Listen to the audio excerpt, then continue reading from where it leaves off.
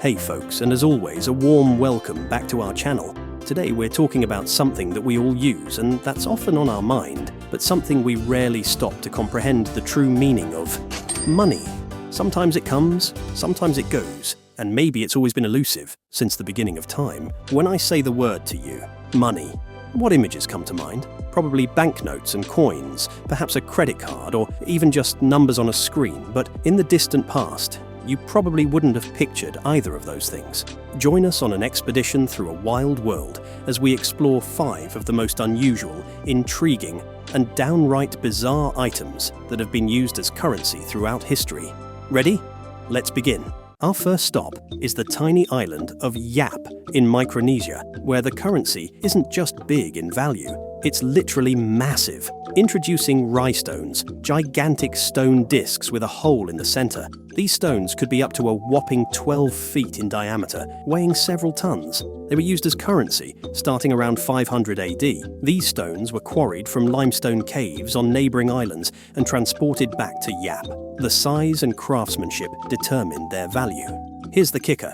Ownership was often established by oral tradition rather than physically moving the stones. So, if a Rai stone changed hands, everyone in the community just acknowledged it, even if the stone stayed put in someone's yard. The Rai stones were used for significant transactions like dowries, land purchases, and other large exchanges. This unique form of currency reminds us that value is all about what a community agrees upon, even if it's a giant rock. If you're planning on visiting Yap Island, you'll be relieved to hear that Rai stones are no longer used, and so you'll have a much easier time when it comes to paying the bill. Next, let's talk about something a bit more granular: salt. Yep, that common kitchen staple was once a highly valuable commodity. Salt has been used as currency as far back as 6000 BC, particularly in regions like ancient China, Egypt, and Rome. Salt was prized for its ability to preserve food in the days before refrigeration. This made it an essential tool for survival.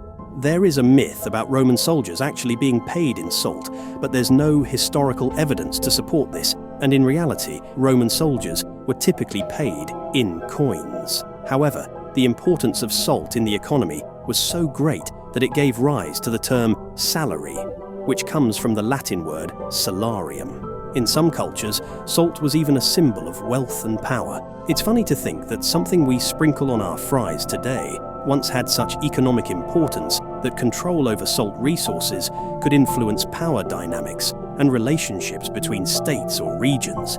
So next time you pass the salt, remember, you're handling something that was once known as white gold in medieval Europe. If you're enjoying this presentation and you think this video is worth its salt, then now would be a great time to like, subscribe, and share. It really means a lot to us. We're only halfway through, so let's get back to it and dig up some more historical nuggets. Now, let's take a feather-light journey to the Pacific Islands, where currency was a little more colorful. In certain Pacific cultures, particularly in places like Hawaii and the Solomon Islands during the 18th and 19th centuries, red feathers from the scarlet honeycreeper bird were used as currency.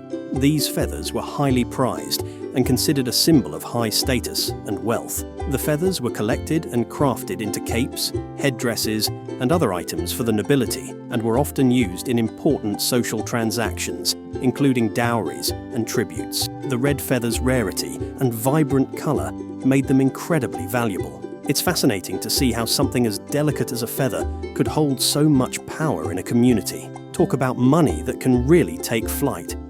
From delicate feathers, we move to something a bit more familiar, but equally strange: playing cards. In 17th century French Canada, a shortage of coins led to the use of playing cards as temporary currency. Yes, those same cards you use for poker or solitaire. In 1685, the colonial government issued playing cards with handwritten denominations to serve as emergency money.